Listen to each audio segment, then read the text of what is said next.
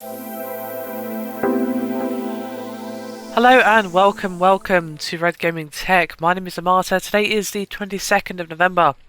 I'm here with yet more Xbox One news, this time from Albert Penello, as he is clarifying a few confusions regarding the Xbox One. As you know, of course, it came out just today, pretty much across the world in 15 territories, and there's been a fair few confusions and questions regarding the Xbox One and some of its features, and Albert Penello, who is of course lead of planning, has spoken out on a few of these issues. For instance, if you'll notice when trying to record using the DVR function and the Xbox Record That command, you'll only get a 30-second clip. You might think this is misleading, considering that Microsoft said that you'll be able to record up to 5 minutes of video. Now, Penello actually spoke up on Reddit about this topic, stating that, quote, "We're always buffering 5 minutes. Xbox Record That grabs 30 seconds.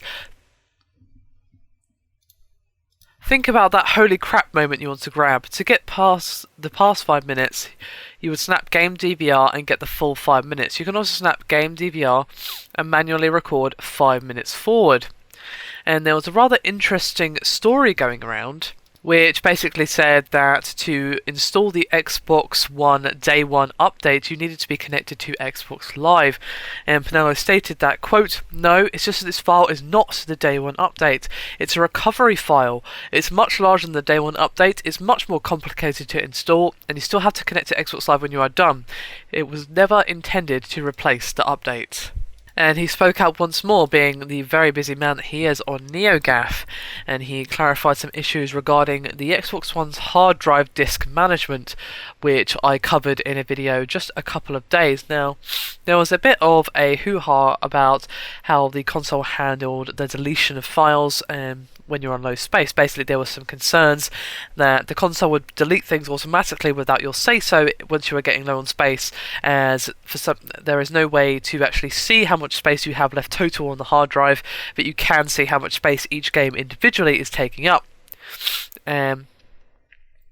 He said, quote, "I confirmed again, I'm correct, sorry. It's possible that Jeff Gertzman misunderstood the question. Additionally, since people ask, a copy of your sales is stored locally for access offline." And then he continued speaking on the fact that you could not see how much space you have left. He said, quote, "I've never suggested that people don't need storage management. I completely understand why people want to see what storage they have left. It's a feature that will be enabled later once we get external storage supported and people need to move things around. I do think that it's unlikely to be an issue in the short term, as people probably won't have enough games to run out of space. But something we know is needed and will be enabled later. In the meantime, we aren't going to be randomly deleting your files if you end up running out of space. You can manually delete any file as shown. Like 360, that will delete the file, but the save game will still be stored. Save game files and upload clips are not user manageable. In order to prevent save game collision across different consoles and different states, we managed to sync between the local save game and the cloud. A copy of your save game is stored locally and synced to the cloud automatically in the background. If you lose internet connectivity, you can play offline and keep saving no problem. Once you reconnect, everything syncs again. The data that is automatically deleted are things like DVR caching and other OS or system level caches. Hope that clarifies. With the exception of automatic, save game syncs, data management features are still there. We need to add hard drive disk capacity views, and that will have that feature in the future." And he also confirmed that you can delete stuff on the fly, and he continued by saying, quote, "Yes, you can. The only thing you can't see is the amount of storage available on the hard drive disk. You can manually delete things, and if you run out of space, you manually delete to make room. We don't just start deleting things.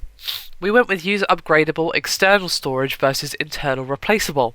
That feature is coming after launch, and at that point there will be likely be more sophisticated storage management."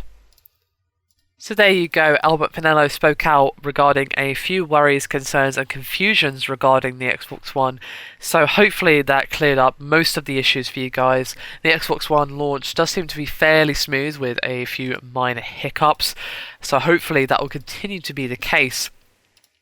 Still, I still think the choice to leave out how much storage space you actually have left as sort of like a display in the top right corner or what have you is a little bit of a strange decision from Microsoft. I don't really understand why they've left that out, but as I speculated in my previous video, they are going to be adding it at a later date. When they have external drive support, which is of course a feature of the Xbox One.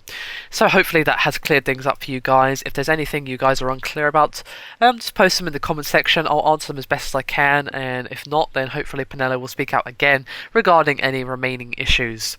Anyway, that is me done for this video. Hope you've enjoyed it. Thank you very much for watching, and I'll see you next time.